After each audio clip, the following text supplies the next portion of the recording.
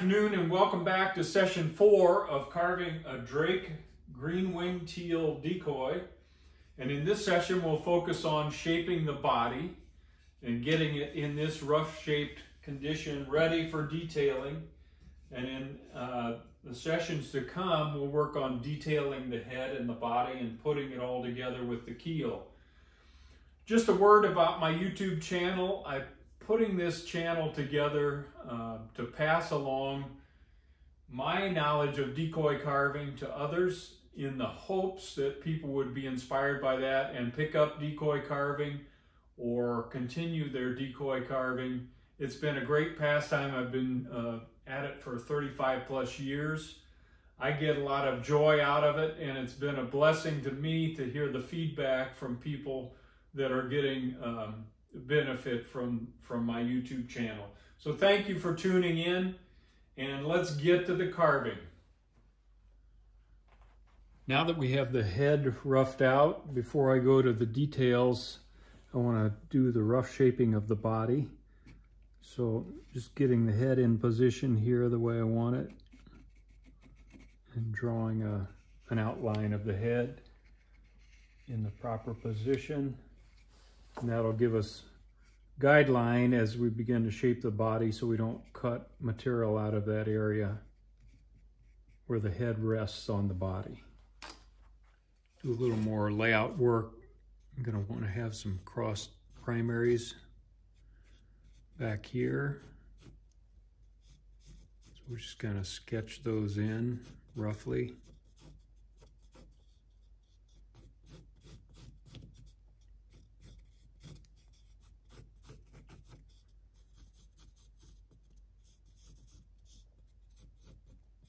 Then we'll remove material here and here to leave those raised primaries.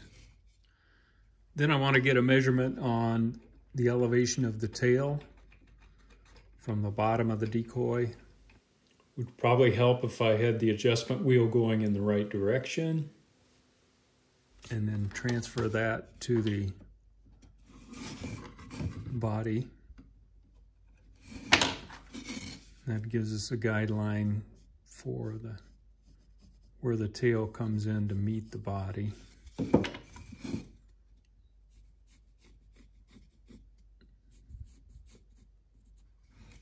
Now we should be ready to do some rough shaping.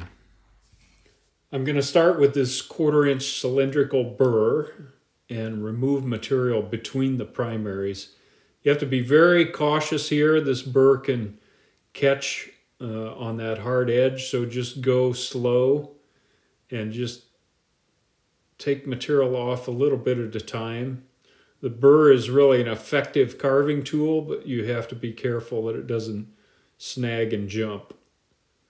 So I'm just taking that V shape down to basically the top of the tail. Now I'm going to use a 3/4 inch cylindrical yellow saber-tooth burr and carefully, again, remove wood from the side of the primaries to further define those. Take your time in this area. Again, you're kind of going against the grain. If the grain is long ways on your bird like it is on mine, so you just have to go slow and not push the burr too hard. Now I'm diving down in that area to create separation between that primary and the tertial feathers on that side of the bird. And I'm going to speed up the video and just let you watch the shaping as it occurs, and I'll keep the commentary to a minimum. Just using the hard edge of that cylindrical shape to define the primary feather groups.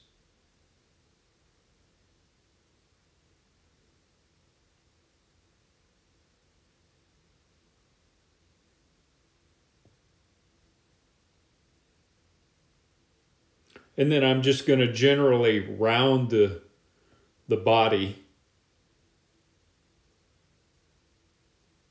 taking off wood. I use the yellow fine burr. I find that the heavier burrs really rip quite a bit. They're faster, but I'm okay with the speed of this yellow burr, and I like the finish that it gives me a little better than the green. Just personal preference. Now I'm using that burr to begin to define the tail feathers underneath. And for a decoy, we want to leave pretty heavy material in the tail for strength, so maybe 1/4 of an inch to 3/8 of an inch thick. Just continuing to round the bird in general. I'm good with that, and we'll change to a different burr. Now I'm going to shift to a 3/4 inch bullet nose burr and use that to get into some of these areas. I'm sorry the video is a little off screen there, but using that to further define the tail covert areas and remove material in that area. And the round bullet nose shape tends to lend itself to getting into places that that square or cylindrical burr isn't going to be able to do. So I'm going to use this burr to continue to round the bird in general. We do have to leave wood back here for tertials, and so I don't want to dive too deep there.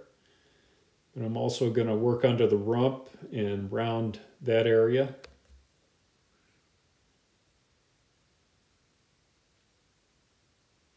Also using that burr to further shape the rump area under the tail and round some of that.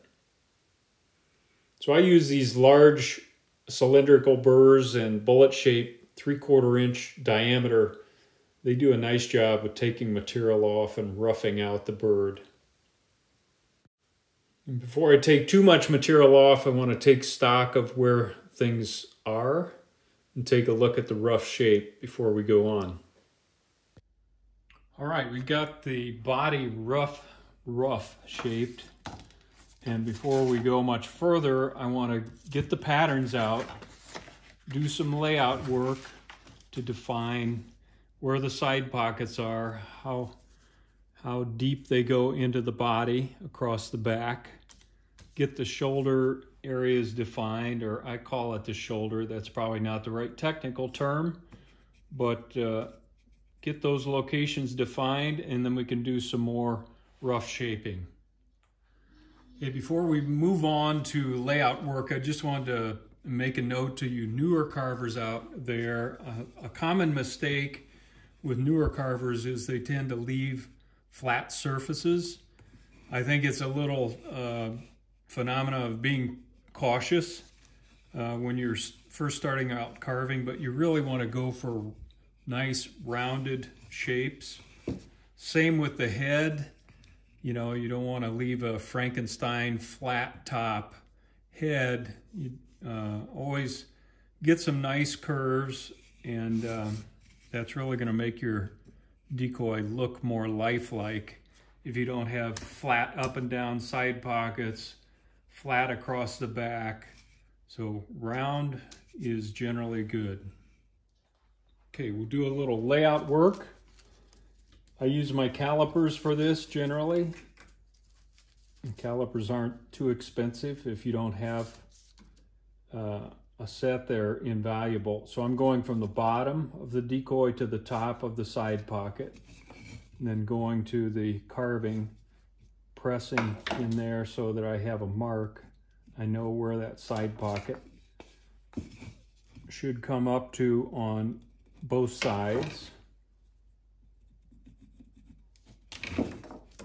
And it dips down, so I'm going to get a kind of an intermediate value here. Dips down to that level on both sides.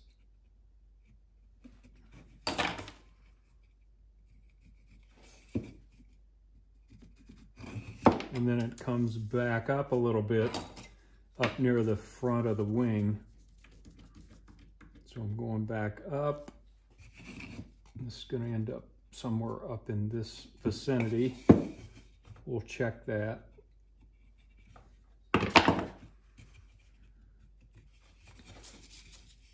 So it starts up here, dips down, comes back up, and then the back of the side pocket is right there.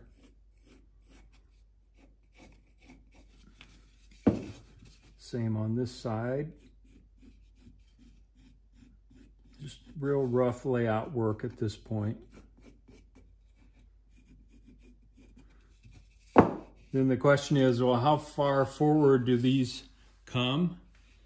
And that's where I use my pattern and the dividers. And this point on your pattern is critical to nail the back of the rear end of the cape area. So I'm gonna transpose that dimension. And I'm gonna scoot over here because this is my sophisticated device for this. You need a square flat surface. And I just use the side of my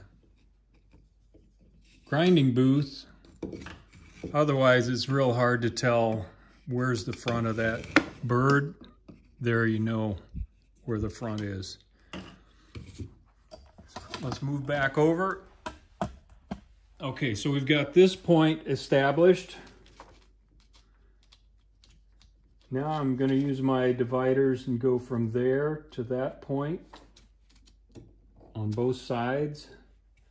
I'm going to strike a little arc because I'm not exactly sure where those go, but I know they're going to be on those lines.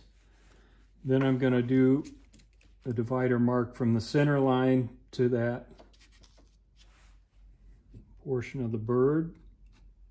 So where those lines intersect is where the front is going to be. Now I've got my points. The cape comes up and over the back like this. So in this tucked head position, there's not much of the cape showing on this particular decoy. But that becomes then this front. I don't want to take it any farther forward than that on both sides. So right there. Now we'll do the layout from the top. We've already got those marks established. I want to see how wide this area is.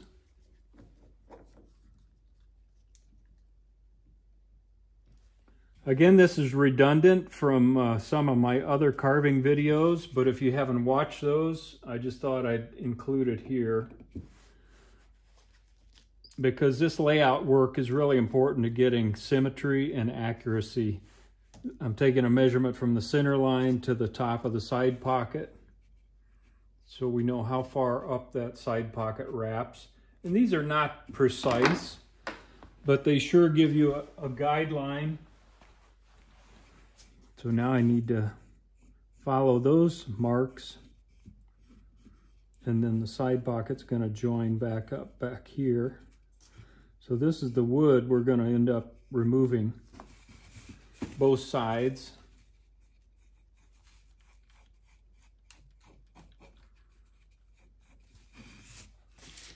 And then we can remove that. Now, if you're going to have a wing out, or you want some speculum exposed, let's say, you know, we want to show a little bit of this green-winged teal speculum.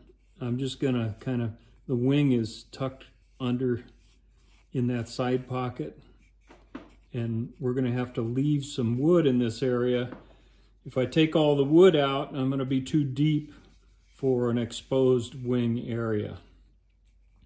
So a lot of times I'll shorten the side pocket a little bit. The side pocket still goes back to here, but do a feather grouping in front of that, and then have a little speculum in an area like that. So I'm just talking about those things while we have a model to look at. I'm not sure what I'm going to do yet on this particular decoy. I'll give that some thought, but I did want to talk through, as you lay out, you need to plan for things like how much wing is going to be exposed here, if at any. A lot of decoys, there's no speculum showing, and that's a natural position. So that is the way you may want to carve your gunning decoy.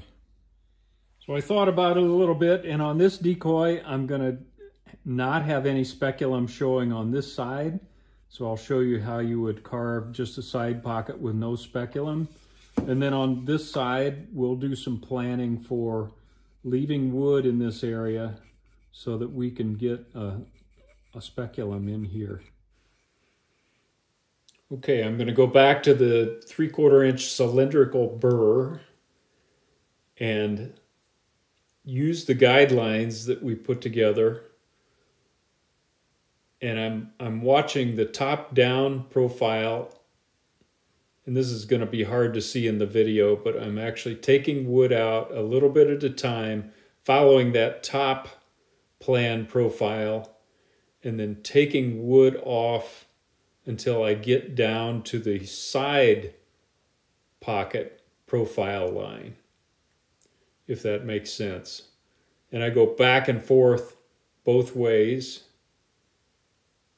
but I'm trying to define that side view, side pocket profile, and then also the top down view, and then begin rounding each of those once you have them at the proper depth. So still working to get to the proper depth in both directions.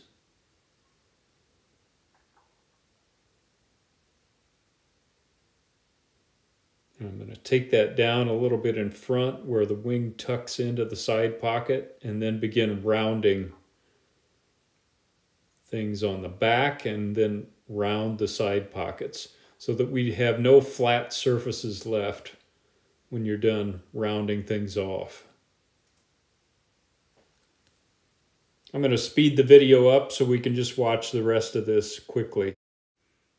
Continuing to round the side pocket. And now we have this area under the side pocket where it tucks to the belly, and there's a little relief down there, so I'm going to open that up a little bit and define the side pocket a little bit more in that area. And again, we want no flat spots left when you're done carving the side pockets, nice and round.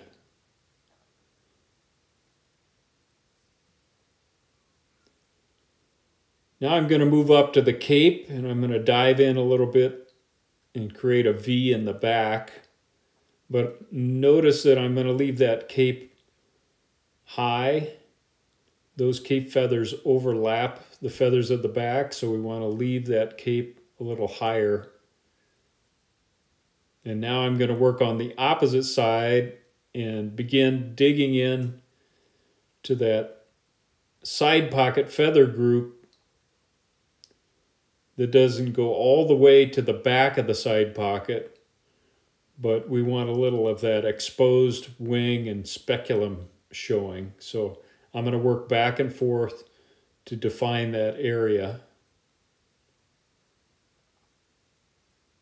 I'm just rounding everything. You can see I've created a little bit of a shelf there, and you need enough depth there to create some nice roundness in this feather grouping. But we need to leave enough wood that we can also carve the speculum in there and a piece of the wing as it goes into the side pocket. So we don't want to dig too much wood out of that area.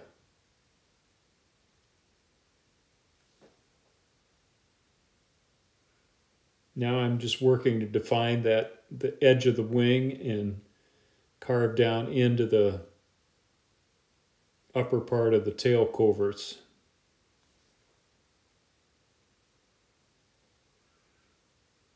So I'm going to do a little bit more planning with the pencil.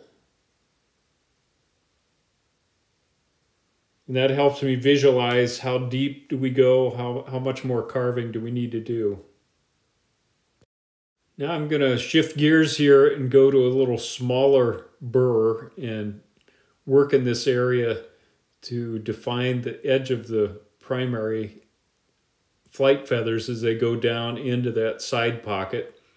And then I can take more wood out in that rump area. And this is that 1/4 inch cylindrical burr. So just removing wood there to taper it into the tail feather area. I'll speed the video up again here. I'm also going to use that burr to kind of define the lower edge of those side pocket feathers, or that feather grouping. And I need to take this other side down further to match up with the angle of the primary wingtip that's coming from this direction so that the levels make sense. Okay, we're going to call that a wrap on session 4, the Drake Green-winged Teal. And we've got the body roughed out, the head roughed out, and in the next video we'll start working on details on the head and the body. Hey, just a reminder, I'm off screen when I'm grinding, but I always wear a respirator, and I really recommend that. Keep dust out of your lungs. And I also wear hearing protection because the dust collection is quite loud, and that can have an impact on your ears over time. So take care of yourself while you're carving. This is Tom Christie. I'll see you next time. Good carving to you.